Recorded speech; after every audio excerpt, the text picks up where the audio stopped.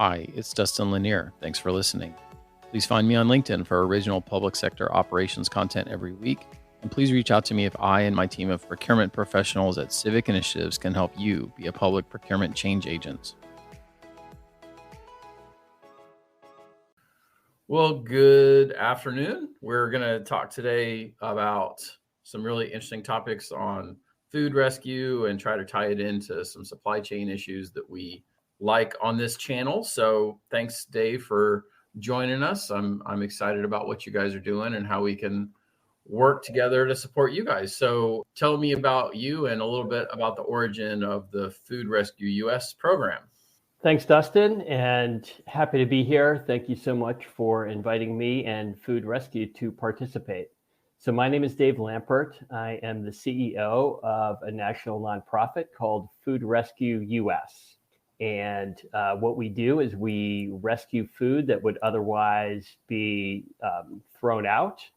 And we pick up the food from all kinds of businesses, particularly grocery stores, restaurants, corporate events, hotels, farmers markets, bakeries, and we deliver that food to places that are in need of food, which are primarily social service agencies like food pantries, soup kitchens, shelters, places like that. And we do that all over the country. We're in 24 states in the District of Columbia right now and 43 different sites. In terms of the origin, right, we were founded in 2011 in Fairfield County in Connecticut. Organization was originally called Community Plates. It was founded by two guys. One's a pastor and one's a tech guy. And they saw all of this good, healthy, fresh, nutritious food going to waste. And they put their heads together and figured that there had to be a way to direct this food out of landfills and to where it could go to feed folks who were food insecure. So they created an app, a web app, to help facilitate all of the food transfers and launched, back 12 years ago. And the organization grew over time. And I think by around 2019, beginning of 2020, we were in about 6 sites in 3 states. And then during the pandemic, there was a tremendous increase in food insecurity across the country as folks were out of work, as folks couldn't get to the store, and the organization really exploded. And, to the point that as I mentioned, now we're in 43 sites in 24 states.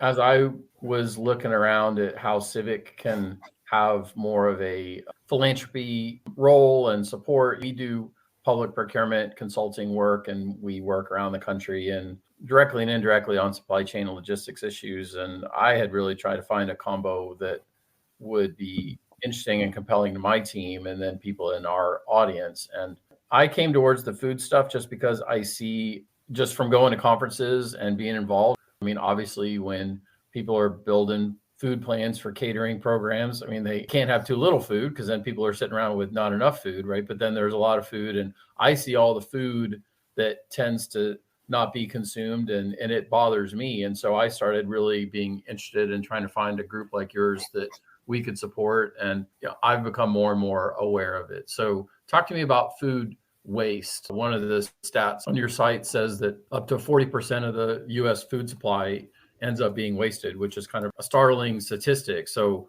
what numbers do you have, and what are some of the reasons that you see it happening? Yeah, it is a startling statistic, but it is a true and validated statistic that around 40% of the US food supply goes to waste. That comes, all across the food supply chain, starting at farms and going through to food manufacturers, food processors, and then the places where we go, which are, food distributors of one kind or another. Like I said, whether it's grocery stores, restaurants, corporate events, hotels, places like that. So why does so much food go to waste? That's a really good question. A fair bit of it, 45% is at the consumer level, right? So this is stuff that people buy at the store and they bring home with all the best intentions. And for whatever reason, it doesn't end up getting prepared and eaten. But then, there's food, like I said, at kind of every step of this supply chain. So the total is staggering. It's about 180 billion with a billion pounds of food that are going to waste every year. And then on the flip side, right, in terms of hunger, right, there's a lot of statistics around this. And right now there's about 44 million Americans that suffer food insecurity at some point during the year. So if that food was able to all be diverted and directed to folks who need it, there wouldn't be any hunger in this country whatsoever. But food does end up going to waste quite often. Well, I wrote a little article yesterday just from stuff I've learned from your site and then looking around, just trying to encapsulate some of it for me. So some issues around like supply chain inefficiency, food not actually getting to where it needs to go, overproducing and over ordering. Restaurants and caterers have to order more food than maybe they know for sure they're going to do because they can't have a risk of running out. Quality standards, supermarkets can reject something that doesn't meet a cosmetic standard with slight imperfections. I'll come back to that one. Cultural expectations about like the ways that we eat, and then lack of infrastructure for food redistribution were some of the things that I had highlighted.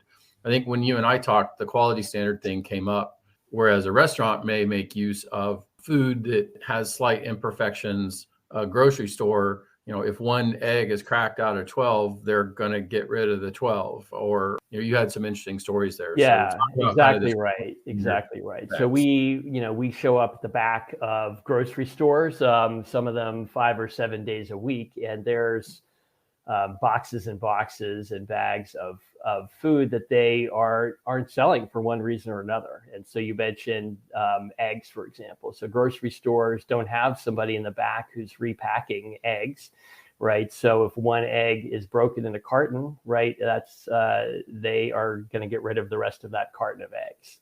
If there's a bag of oranges and one orange is a little bit brown, they are going to get rid of that whole bag of oranges. Or a bag of lettuce has one brown leaf, right? A restaurant will take off the brown leaf and they'll put the good lettuce into a salad, but a grocery store will deem that they don't have somebody, again, kind of repackaging that lettuce. So they'll get rid of that. Meat that is a few days before expiration, right? They put that in the freezer and then we pick it up and it's perfectly good to use. And on the event side, it's interesting. I was speaking with a chef at a major hotel that does a lot of events. And she was telling me that, if they have 100 people coming in and there's like a choice of chicken or beef or fish, right? Mm-hmm. They want to make sure that everyone's going to get their first choice of selection. So they won't quite do 300, but they'll do maybe 60 or 70 of each of those three items, right? And so then, at the end of it, if 100 people each took, their one item, right, there's going to be over 100 completely, beautiful and delicious servings that are left over. And so we'll go and we'll pick up, typically they'll put that food in the refrigerator for us. We'll pick it up either that same day or the next day, and we'll bring it to a soup kitchen that will serve that food right away. Another thing I've noticed just in dabbling on your website, and then there's an app in Austin that does a similar thing, but more you can purchase something in that style. How often that bakeries and places that make bread or bagels or things like that, they're not going to retain something over 2 days because it's not going to consider to be at a fresh point. So there's tons of production that happens out of bakeries that just from what the consumer is going to buy and what people are going to want to sell, that they're going to produce food that then otherwise is going to absolutely go to waste. So, talk about the bakery characteristic from what you've seen with that. Yeah, absolutely. It's just as you said, bakeries have a ton of excess food because they bake every day, right? People want, particularly when it comes to bread, when it comes to bagels, things like that, people want day of food. And so we pick up at bagel shops, 5 or 7 days a week. We pick up at bakeries, again, usually 5, whenever they're open. all the stuff that doesn't get sold that day, and it's perfectly good. I mean, if you came into the bagel shop at 4 o'clock, right, you would buy the same bagel that they give to us at 4:45 in the afternoon. Grocery stores now have all gotten into the fresh baked goods area as well. So if you go into a ShopRite or a Whole Foods, they have these huge bakeries. So a lot, so there's always a good supply of bread out there, and it all gets put to good use, right? There's folks who are hungry, and this is good food. It's nutritious food. It's fresh food. So let's hit on the issue about the food insecurity and the hunger, which is the flip side of the production problem. So how are you identifying social service type entities, and what value do you feel that the activity that you guys are doing are providing to both the ability of those social service entities to meet their mission, and who are they serving? When you talk about the food insecurity, like what kind of information do you have for people who maybe are hearing about some of this stuff and it's the first time they've really dug into the topic? Yeah, sure. Thank you for that. So there are literally thousands of social service agencies around the country who provide food to those who are hungry, right? So, just about every community you can imagine, even what people think of as the wealthiest communities, have folks living there who are food insecure, right? We were founded in Fairfield County. It's one of the richest counties in the country. It has towns like Greenwich and Darien and New Canaan. Each of these towns has a food pantry. Each of them has a soup kitchen. And a lot of these folks are working people, right? But the minimum wage, in many places is just not enough to provide, food on the table for every meal. And particularly for kids, it's really devastating to have to go to school hungry. It makes it very hard to learn, hard to concentrate, and even just not knowing where your next meal is coming from can be very stressful on families, and on the parents, on the kids, and on everybody. So there, as I said, there's 44 million people in this country who go through food security. Sometimes it's not the entire year. Sometimes it's part of the year. There are government programs, right? But those are limited. They have different kinds of means testing and rules that have to be followed. And so, if you talk to anybody at a food pantry or soup kitchen, they'll tell you that, benefits run out, right? And at the end of the month, they get busier because people need to stretch their paychecks, to cover their rent. Rents have gone up a lot. There's been a lot of inflation for food and for everything. So anything we can do that helps alleviate that is tremendously beneficial, right? And so a lot of these places would have to buy food if we were not providing it to them for free. And that's what we do. We never, ever charge anybody for the food that we provide. And then while it's secondary to the topic that we just described, but directly a benefit of what you're doing is the food that otherwise is not going to people for whatever reason, cosmetic, whatever. The alternative to going to people is it's going into the landfill, and it's actually contributing to both use of space in landfills that otherwise wouldn't have to be in, and indirectly then things like methane gas and so forth. So talk a little bit about the impact of solving the problem, not just because it's good for people, but because otherwise the food is going to go somewhere and rot. Absolutely. Yeah. So we do have a dual mission, right? Our first mission is feeding those who are hungry and are suffering from food insecurity. The second mission, though, as you mentioned, is keeping food out of landfills. And there is, the space and the cost of transporting it, but really most urgently and importantly, food that goes to landfills, as it degrades, it creates methane gas, right? And methane is one of the most potent causes of climate change, right? So food waste, there's a lot of statistics around this. Food waste contributes globally about 8% of climate change, right? That's more than the aviation industry globally, right? So think about all those planes flying every day. if food waste were a country, right, it would be the third largest contributor to climate change, right behind China and the U.S. So there's a huge impact of food that goes to landfills as well. That was cool. That was not on your website. You ought to put that on the website. That's a good one. Definitely, I think helps get people attention. So, by taking some action here, not only can we help people and just, not deal with just pure raw waste, we're helping in multiple compounding ways. So how exactly are you going about all this? So we've talked about the problem and some of the reasons why we want to solve the problem. So what are the ways that you guys have created to impact this problem? Talk about the volunteer base, talk about the web-based application, and how you're actually making all these trains run. Yeah, well, thank you for that. It's a complex operation on the one hand, but it's very simple for volunteers. So what we do, I mentioned those 43 sites, right? So every one of those sites has a site director, right? And what they do is they kind of are behind the scenes putting it all together. So they work with the food donors. When are they going to have food? What's the right time to pick it up? Then they match that food donation up with a local agency, usually within even 5, maybe max 10 miles away from, sometimes across the street, literally.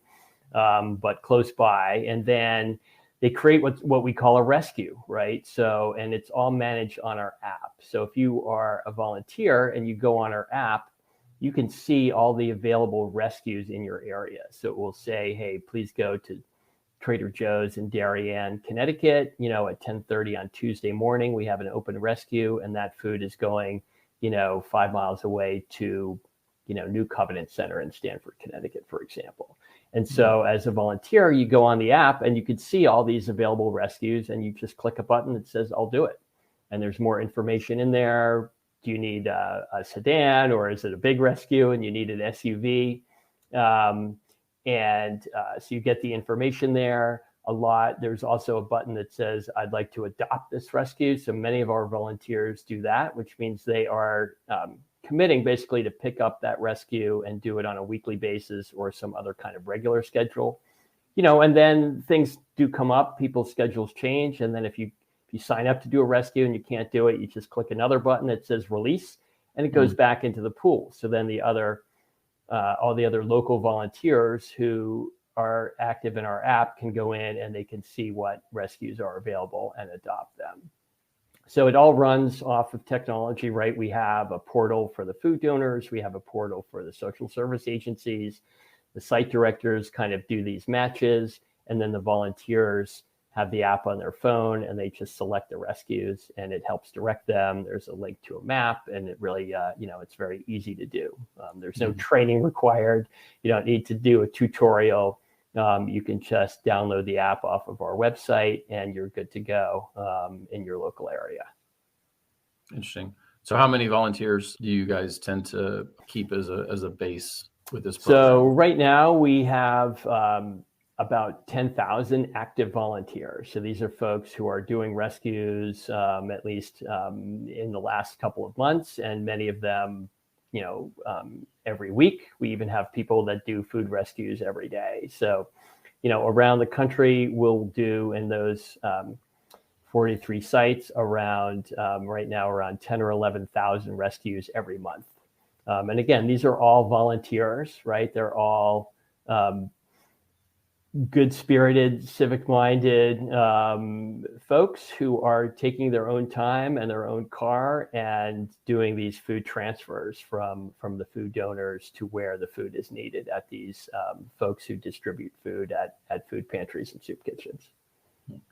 And I've gone in and I've used the app already, it's really easy to sign up. You can see the location. Sometimes, I haven't done one yet because I'm still want to make sure I don't agree to do one that's on the other side of town and then I can't get there, but I'm going to play with it on the weekend and I'm going to go do a couple, and it seems, really easy to dip your toe into and make a contribution. Yeah, it's a great volunteer activity because you can do it on your own schedule, right? You can see when there's rescues available and you can pick a time that works for you. A lot of people do this as a family. They will bring their kids along with them so they can really, have a hands-on experience of volunteering, of helping to solve the food hunger crisis, and participate actively in helping those less fortunate. So that's how people can be involved with some direct work.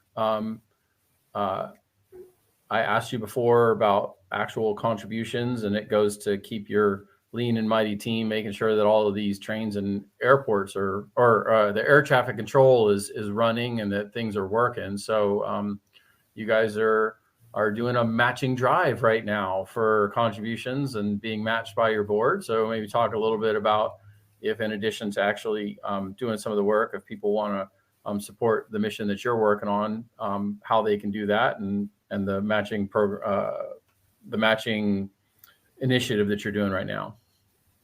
Yeah, thanks for that. We are running this time of year. Folks are probably used to seeing that a lot of nonprofit organizations like Food Rescue US are trying to raise money, right? We, as I said earlier, we give our product away for free, right? So we are dependent on, a combination of funding sources. We do get some money from foundations, give us some grants, and we have some corporate partners like civic initiatives that help support us. But the bulk of our funding comes from individuals, right? And so you can go on our website 24 hours a day and make a contribution. And as you mentioned, we have a board of directors, and they have pledged right now to match up to $60,000 of any donation. So we do operate a very leanly and efficiently, as you mentioned, right? So for every dollar donated, we are able to deliver 18 meals. That's 18 meals for every dollar. So now, right, with that with that board match, that dollar is actually delivering 36 meals because it is being matched by our board of directors. So it's an exciting time of year. We watch the support come in, but there's always more food and more need out there. And so we are trying to raise more money so we can increase our impact. We can open new sites in other parts of the country as well. You mentioned our support, and I do want to talk about that, but let me take a different topic first so that we're closing loop all the way. So this audience tends to be procurement oriented, supply chain thinking, logistics thinking. So one thing I've thought of for government procurement people is we can influence the market by how we ask for requirements and how we think about things. And so a lot of people who may be watching this or listening to this, they're involved in purchasing, catering, or setting up like long-term commissary relationships in everything from jails to hospitals to schools. And so being able to even simply ask, do you have a plan for food reuse, or do you participate in food reuse programs as a component of the way that they set up ongoing contracting relationships with food suppliers, helps to show that government cares about this topic. And so you can, by even asking, do you have a plan, or do you have a method to try to reduce food waste? Government can have influence on the market because it is a purchaser of services. So I think that's a very interesting way to influence. And I think that corporations ought to think about how, and hotels and food suppliers, they ought to be proactively thinking about how they will have a food reuse program and how they will participate in a food reuse program. So how do you get corporations, how do you get the providers of food to put this on their list? You mentioned Trader Joe's was a partner of what you guys are doing. So, I mean, obviously you guys have to get out and talk to food producers. So both, what do you see in terms of like the corporate buy-in of the producers of food to be committed to this kind of work? And then, maybe you can pick up that concept that I just threw out, that government can at least indirectly influence by asking people it contracts with if they have those kind of plans. Yeah, it's a great point. And so we do try and influence however we can corporations who are planning meetings or have corporate cafeterias, things like that. So we work with folks who are from a sustainability role or an ESG role or some corporate responsibility, those things like that.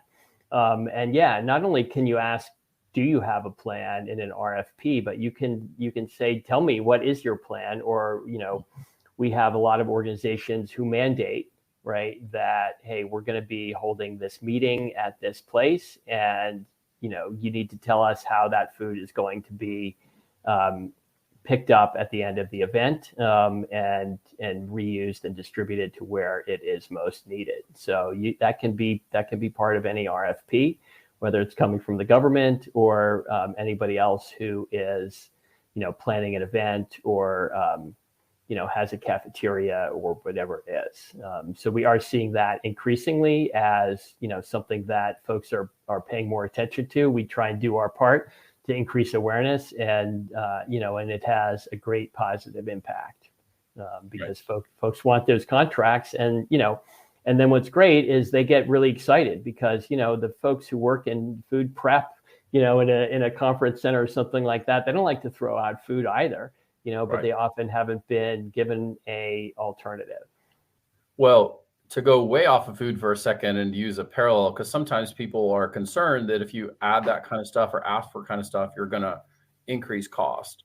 But to go way outside of food, that's been a classic conversation for toner cartridges, for printers, that asking for things like printer cartridges that are recyclable or reusable or compostable will impact cost. And in those situations, simply asking for it as an alternative, we can see whether there's actually a cost or not, right? So, and I mean, in practice, asking for recyclable and reusable and recompostable printer cartridges has not generally proven to be a higher cost, because the market then tends to see that that's what people want to have. And so even if there's concern that, well, by asking for that, it's going to inflate cost to my end user, I think smart procurement people can think about how they ask for that to test the market to see whether it will actually have impact. To your point, these corporations, they don't want to waste the food either. And so those of them who already have chosen to have a strategy and a plan should get an opportunity to be rewarded for that kind of things. And people who haven't implemented a plan, if they see it in 1 or 2 or 3 documents, then it will penetrate the marketing process to say, do we have a corporate responsibility here, and should we start?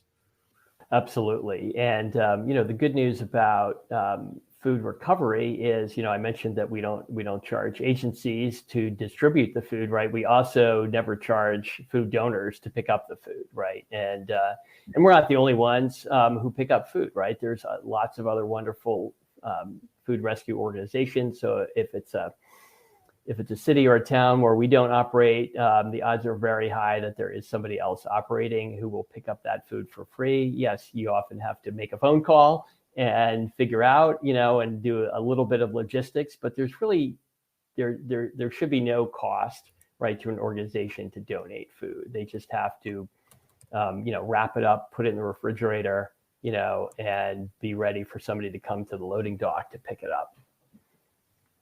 There have been some comments on the side. I've tried not to overly pull them in just because I had a set of things I wanted to go through. And a couple of them I'll probably take online or as a follow-up. One was just said that I think actually is probably really valuable for the podcast topic. So there was a question about that some organizations are worried about donating food because they might be sued if somebody got sick. And I actually am pretty sure I know the answer to that one, which is there was a Good Samaritan law that was passed in the 90s that protects people from liability for donating food in good faith to something that feeds people in need. So are you familiar with the Good Samaritan law? And I assume that that's something that you guys have had to educate some people on.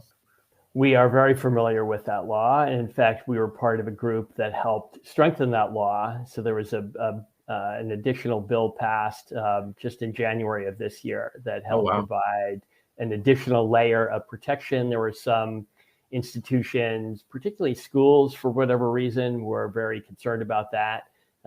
So this amendment to that law provides even greater protection. So yes, there is no liability for food donors, and it's also, I should say, it's incredibly rare. I mean, I've asked, I'm relatively new to our organization. I've asked, have we ever in the lifetime of the organization heard of any issue relating to food that we provided? And the answer was no, right?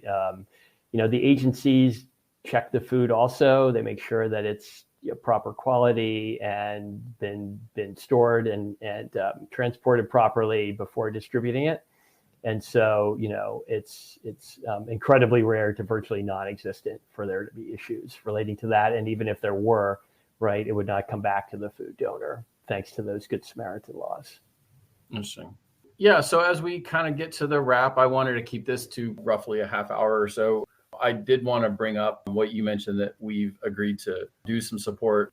I have long wanted to find something that I thought might be a good fit or a good, interesting fit, both people that work for me and for Civic in general. And as I dug and I found you guys, I felt like this is something I can be inspired by because I feel directly affected by it because of how many conferences that we go to, and some of the supply chain characteristics are motivating to my team. So we're making a commitment to do a flat contribution now in this year. And then we've made a commitment to do a portion of every client dollar that comes through here as a continuing contribution to you guys in 2024. I also want to try to find some opportunities to both have some of my folks get out and get this app, and actually, if they're in an area where they can use it, go and do it. And then when we have some situations where we're gathering multiple folks together for either team planning or whatnot, get out and actually connect with some of the food pantries and so forth. So I think it'll be an inspiring kind of thing for our group, and we're excited to give it back that way. You've mentioned some corporate sponsors. How are you seeing corporations' interest in this kind of stuff? And how can we continue to support you guys and what you guys are doing? Well, thank you for that. Dustin, we're so grateful for your interest in supporting Food Rescue US. So on behalf of the organization, we thank you and Civic Initiatives for both the financial contribution, which is, critical to us continuing and building and growing our work, along with, this kind of opportunity to help spread the word about food rescue, not only our organization, but just the issues involved and the importance of support from the general public. And then, we love to have partners who want to help at a variety of levels. So we have partners who, just like you guys, where their teams volunteer, right, and rescue food in the areas where we have operations, and then look, as I said, there's either agencies serving food insecure or even food rescue operations, in just about every community around the country. So if you don't see one of our sites, volunteer somewhere else. It's all good, and it all helps to address both food insecurity and climate change. So we love corporate partnerships because they're multifaceted, right? There's usually a financial contribution, but there's also, the opportunity to leverage opportunities like this in terms of publicity, and then volunteerism, which is, really the engine that keeps us moving, is all those 10,000 plus volunteers that drive food around 365 days a week in service to feeding the hungry. Well, thanks so much, Dave. I have appreciated how agile you guys are on helping us figure out how to come up with a plan and get going. We're very interested in what your team is doing, and we look forward to continuing to find ways to raise this topic and to be part of your extended team. Well, thank you, Dustin. And I look forward to working together going forward, and maybe coming back on your live stream at a later date as well to catch up and see how things are going. Absolutely. Absolutely. Well, thanks everyone for taking part of your lunch hour, and I hope we gave you something that was inspiring. So have a great holidays, and we'll do another one of these again in the new year. Thank you, and happy holidays to everybody. Wishing you all a healthy and safe 2024. Exactly.